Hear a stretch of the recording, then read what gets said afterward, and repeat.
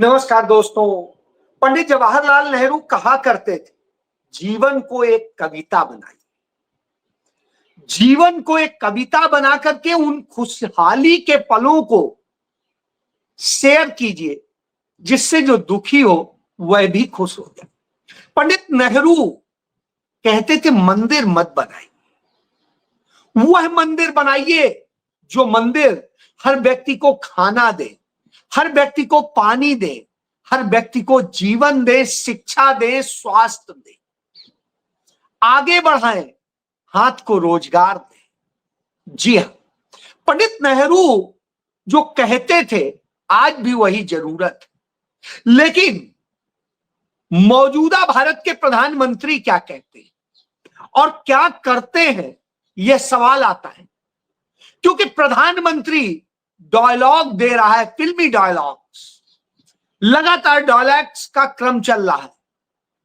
जुमले तो देते रहते थे, डायलॉग्स मारते हैं, वैसे आज ये कर देंगे, वो कर देंगे, ऐसा कर देंगे।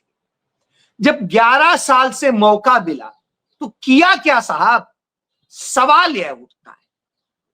और प्रधानमंत्री जब डायलॉग्स देते हैं तो उनके तमाम अफसरान उन्हीं को जुमले में परोस करके तमाम किस्से बताते हैं। कोई भारत को चौथी अर्थव्यवस्था घोषित कर देता है। भारत चौथी अर्थव्यवस्था है, ये आईएमएफ और विश्व बैंक नहीं, भारत के नीति आयोग का एक अफसर सीईओ तय कर देता है।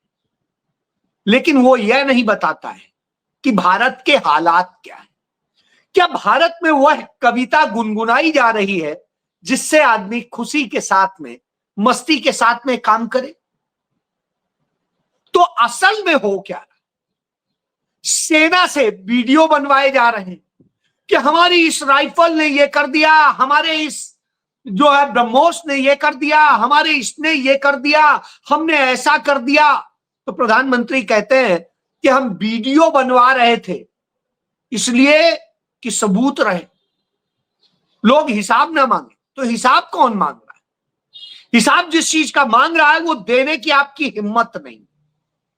और अब बीएसएफ आ जाती है, वो भी दे रही कि हम ये राइफल, ये वो, ये बता रही है। तब उसी बीएसएफ से पूछ लीजिए कि बॉर्डर की सिक्योरिटी और बॉर्डर के रहने वाले लोगों की सुरक्षा का 50 किलोमीटर का दायरा आपके अधीन है, और उसी 50 किलोमीटर के दायरे 3 दर्जन लोग मार डाले गए हैं पिछले 1 महीने। अब 3 दर्जन लोग जहां मार डाले गए हो, उसके बाद आप बता रहे हैं कि इस राइफल से आपने ये कर दिया, उससे वो कर दिया। बड़ा अजीब सा नहीं लगता? ये कौन सा प्रदर्शन नरेंद्र मोदी करवा? जहां प्रदर्शन करना था वहां कहां दिखाई दिए? घुसपैठ सीमा से ही तो हुई थी, ऊपर से टपका तो कोई नहीं दिया गया। तो जो सीमा से घुसपैठ हुई, सीमा से हथियार आए, सीमा से नशा आ रहा है, सीमा से फेक करेंसी आ रही है और सब कुछ आ रहा है, आप क्या कर रहे हैं? आपकी ये राइफल क्या कर रही है जो आप दिखा रहे हैं? और सेना जो ये वीडियोस दिखा करके कह रही कि हमने ये कर दिया, वो कर दिया, तो उस सेना से भी मैं सवाल करना चाहता हूं कि बताइए, हाफिज सईद को आपने मार दिया कि मसूद अजहर को मार दिया कि दाऊद इब्राहिम को मार दिया कि उन 4 आतंकियों को आपने मार दिया जिन्होंने पहलगाम में हमारे निर्दोष लोगों को मार डाला? नहीं, आपने ऐसा कुछ नहीं किया है।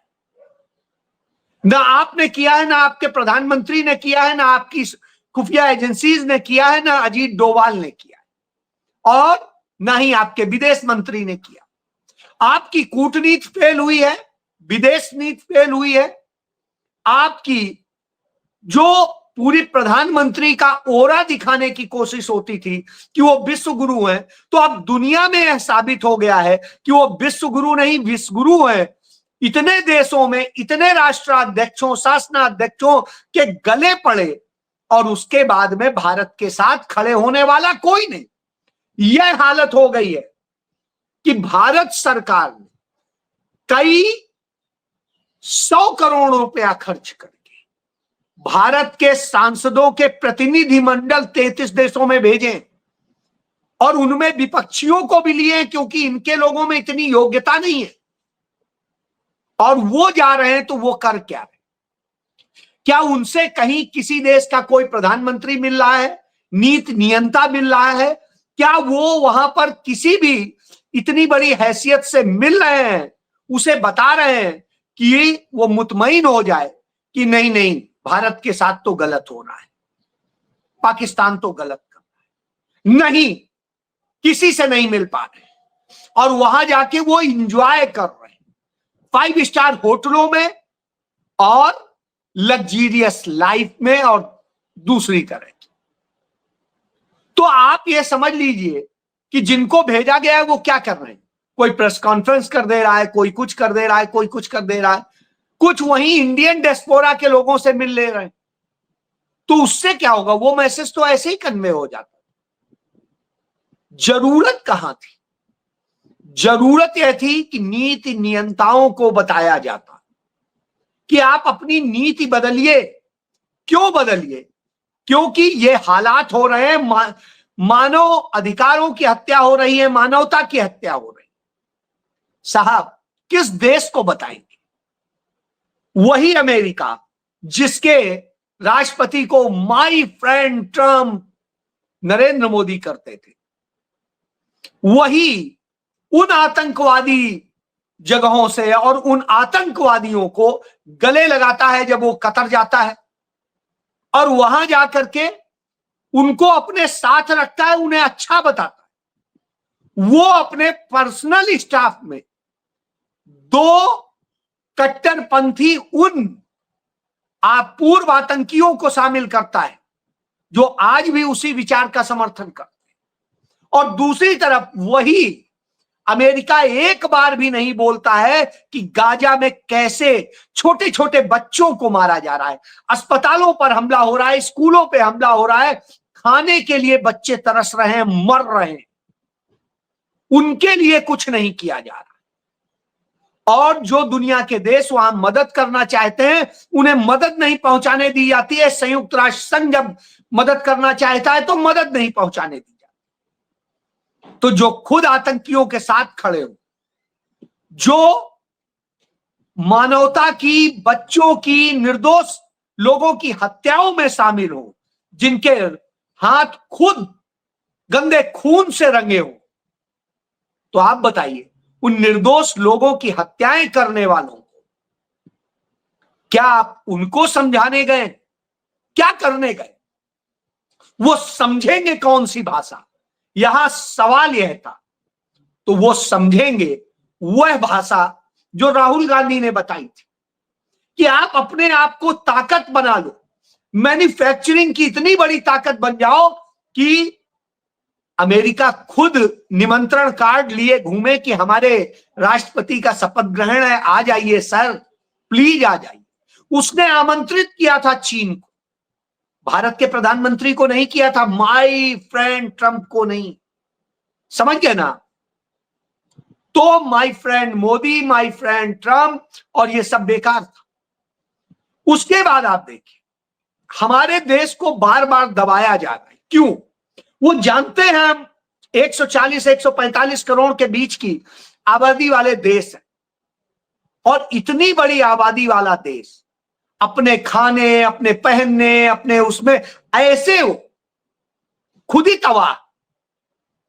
और जिस इकोनॉमी की बात करते हैं वो इकोनॉमी कहीं आधार नहीं है, चंद पूंजीपतियों के या तो धन है या हमारी 140 करोड़ की आबादी का जो पैसा है छोटा छोटा, आपका कुछ नहीं। भारत सरकार बर्बाद होती चली गई है, इस देश के लोग बर्बाद होते चले गए हैं, देश कर्ज में समा गया है, देश के लोग कर्ज में समा गए हैं और वो मौत को गले लगा रहे हैं। इसका एक ज्वलंत उदाहरण देखने को मिला, और इसमें इस उदाहरण में इस दुखद घटना में 2 चीजें सामने आई। एक तो पाखंड सामने आया और दूसरा सामने आया कि कैसे लोग मजबूर हैं। उत्तराखंड का एक परिवार था, बनिया परिवार, मित्तल परिवार। वह परिवार धीरेन्द्र शास्त्री नाम का एक नरेंद्र मोदी का बड़ा क्लोज है, तो भाजपा के नेता उसके कार्यक्रम तमाम जगह कराते रहते हैं, तो पंचकुला में करा रहे। वो वहां आया कि शायद धीरेन्द्र शास्त्री कोई उसकी समस्याओं का हल बता सके और कर सके। बहरहाल उसने उसको अटेंड किया, उसे वहां कोई समाधान नहीं मिला। उनकी कथा के बाद में मिला भी, कोई समाधान नहीं। उसका सोचिए, इतना बड़ा व्यापारी और उसका बच्चा चंडीगढ़ के एक सरकारी स्कूल में, 28 सेक्टर के स्कूल में पढ़ता। अब वो उसके पास आता है, बच्चे को लेता है और अपने पिता, अपनी माता, अपनी पत्नी, अपने बेटे और अपनी 2 बेटियों समेत वो कार में ही बैठ के सभी जहर खा लेते। जीवन खत्म हो जाता है।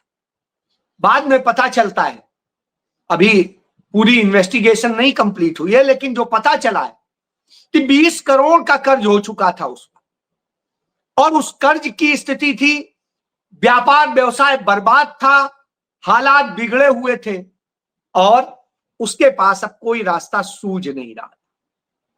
धीरेन्द्र शास्त्री उसे बस मंत्र समझाते रह गए।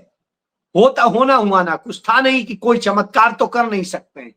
जो बता रहे थे कि रक्षा मंत्री हमसे आके मिले, हम बताएंगे कैसे हम क्या कर देंगे, तो वही धीरेन्द्र शास्त्री कुछ नहीं उसे समाधान दे सके और वो पूरा परिवार इस दुनिया से चला गया। कल्पना करिए, इतनी बुरी स्थिति में कब आता है आदमी, इतना बड़ा कदम कब उठाता है, जब उसके पास हर रास्ता बंद हो जाता, रोशनी नहीं रह जाती। इस स्थिति में लाके इस देश को खड़ा कर दिया है। पंडित नेहरू ने क्या बनाया, उनकी पुण्यतिथि है। मैं उनको सादर नमन करते हुए कहता हूं कि पंडित नेहरू भारत के भगवान थे। ऐसा भगवान जो हम मंदिर में जाके मांगते हैं भगवान से, वो पंडित नेहरू देते। जो हम मंदिर में जाके व्रत रहते हैं, पूजा करते हैं, अनुष्ठान करते हैं और मांगते हैं, वो पंडित नेहरू देते थे। इसलिए भगवान, उन्होंने इस देश को आजाद कराने में एक महान योगदान दिया, अपना सब कुछ कुर्बान करके दिया। वो आज भी उनको तमाम सारे उस गंदी नाली के जो कीड़े हैं, जिनकी विचारधारा है, जिन्हें संघी भी कहते हैं और भी बहुत कुछ कहते हैं, वो उन्हें आज भी गाली देते हैं, रोज गाली देते हैं, रोज पत्थर मारते हैं। तो वो पंडित नेहरू इन सब के बावजूद, उन्होंने सब के लिए किया, किसी एक के लिए नहीं किया। उन्होंने इस देश को आजादी के बाद में, इस देश के बच्चे पढ़ें, दुनिया में जाके बड़ा बड़ा नाम करें, बड़ी हैसियत बनाएं, उसके लिए काम किया। उन्होंने काम किया इस बात के लिए कि इस देश के बच्चे जब दुनिया में जाएं तो उन्हें किसी से कुछ मांगना ना पड़े, लेना ना पड़े, वो दुनिया की एक ताकत बने। और इसके लिए उन्होंने काम किया। उन्होंने काम किया इस बात के लिए कि इस देश में उद्योग लगे, और यदि प्राइवेट पार्टीज नहीं लगा रही तो सरकार के क्षेत्र में लगे, बांध बने जिससे पानी आए, हर व्यक्ति को पानी मिले, सिंचाई के लिए भी, पीने के लिए भी और भी दूसरी जरूरतों के लिए, और खेतों में इतना अनाज हो कि किसान भी संपन्न, इतना मजदूरों को मिले कि वो भी कुछ कर ले, भूमिहीनों को जमीन मिले और ताकत मिले गरीबों, शिक्षा, स्वास्थ्य, हर चीज मिले। तो जो जीवन भी दे रहा हो, स्वास्थ्य भी दे रहा हो, आपके जीवन का उत्थान भी दे रहा हो, प्रगति भी दे रहा हो, विकास भी दे रहा हो, खाने के लिए रोटी भी दे रहा हो, हाथ के लिए रोजगार भी दे रहा हो और सम्मान भी दे रहा हो, तो वही तो भगवान होता है। तो वह काम किया था। देश की सीमाएं सुरक्षित की, दुनिया में भारत के सम्मान को बढ़ाया, इतना बढ़ाया कि हर कोई कहेगा कि हां, ऐसा ही प्रधानमंत्री होना चाहिए। लेकिन आज क्या हो, आज बिल्कुल ऐसा नहीं। पंडित नेहरू की ही कृपा थी कि आज हिंदुस्तान से निकलकर यह लड़का जाता है और दुनिया में, जगदीप सिंह, दुनिया में सबसे ज्यादा सैलरी पाता है। एक दिन की इसकी सैलरी 48 करोड़, 48 करोड़ एक दिन की सैलरी। अब आप सोचिए, यह नेहरू की देन। सुंदर पिचाई यहां से जाता है और दुनिया में भारत के लिए गर्व का कारण बनता है। और नरेंद्र मोदी ने क्या किया? नरेंद्र मोदी ने लोगों को ट्रोलर बनाया है। नरेंद्र मोदी ने गोबर दिमाग बनाया है। नरेंद्र मोदी ने दिमाग में जहर भरा है, नफरत भरी। और यह सब भरी हो तो आप क्या उम्मीद करेंगे क्या मिलेगा? आप यह देख लीजिए, पंडित नेहरू थे कि जिनसे बेहद नफरत करता था वो पाकिस्तान का डिप्लोमेट हुसैन हक्कानी। वह भी अपनी किताब में लिखता है कि नेहरू 1949 में अमेरिका गए, अमेरिका के राष्ट्रपति ट्रूमैन से मिले। राष्ट्रपति ने पूछा कि भारत के लिए हम क्या कर सकते हैं, तो नेहरू बोले हमें भारत को आधुनिक बनाना है, खेती को आधुनिक बनाना है, हमें भारत में मैसेच्यूसेट्स इंस्टीट्यूट्स ऑफ टेक्नोलॉजी जैसे तमाम संस्थान बनाने हैं, जिन्हें आईआईटी कहते हैं हमारे यहां। अमेरिकन राष्ट्रपति ने तमाम मदद का भरोसा दिया और पंडित नेहरू ने उस तरह के इंस्टीट्यूट्स बना के खड़े किए। उसी के बाद में पाकिस्तान के प्रधानमंत्री लियाकत अली अमेरिका गए और उनसे भी यही सवाल पूछा, तो उन्होंने क्या कहा? उन्होंने जेब से एक लिस्ट निकाली और बताने लगे हमें असलाहा चाहिए, हमें गोला बारूद चाहिए, हमें हथियार चाहिए, हमें सैनिक उपकरण चाहिए और हमको वो तमाम चीजें चाहिए जिनसे हम लड़ सके। अब आप देखिए, यह अंतर था। इसीलिए नेहरू की वह कविता गुनगुनानी चाहिए, क्योंकि वह कविता आपको समृद्ध बनाती है। नेहरू कहते थे लड़ने वड़ने से कुछ होता नहीं, मोहब्बत से रहिए, आप भी आगे बढ़िए, वो भी आगे बढ़े, नफरत से कुछ नहीं करता। लेकिन जहां नफरत पनपती थी उनकी हालत यह है। लेकिन हमने पिछले 10-11 साल में इतनी नफरत फैला दी है कि आज हम उसी के बराबर खड़े हो गए हैं और अमेरिका का राष्ट्रपति हमें पाकिस्तान के बराबर गिन रहा है। अब आप सोचिए, तो वह स्थिति होती थी, हम जिस तरह की स्थितियों से निकले थे, याद करिए 1943-44 में बंगाल में अकाल पड़ा, भारत के 40 लाख से अधिक लोग मर गए। ये बिहार से लेके बांग्लादेश तक बंगाल कहलाता। अब आप सोचिए, नेहरू ने आने के बाद में उस भूखमरे, उस बुरे देश को किस तरह से समृद्ध किया और आगे बढ़ा के खड़ा किया, जिसकी बदौलत आज हम सब आपसे इस तरह से बात कर पा रहे हैं, कह पा रहे हैं। लेकिन नरेंद्र मोदी ने इतने दिनों में किया क्या?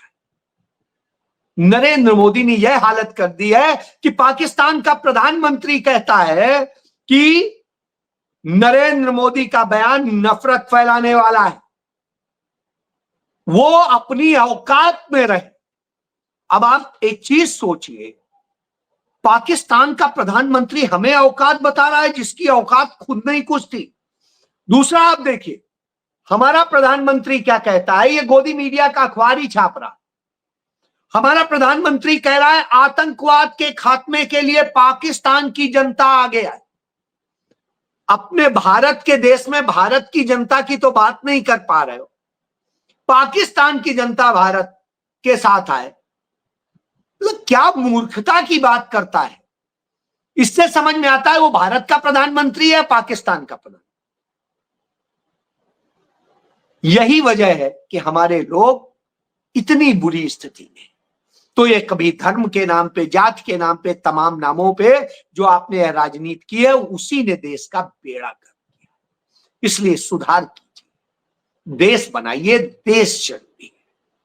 आपकी छवि, आपके प्रचार के लिए यह देश नहीं। इसीलिए शायद कभी नेहरू ने या लाल बहादुर शास्त्री ने या इंदिरा गांधी ने जीत के बाद में, या आप ही के कह दीजिए अटल ने कभी भी जीत के नाम पे जुलूस नहीं निकाले।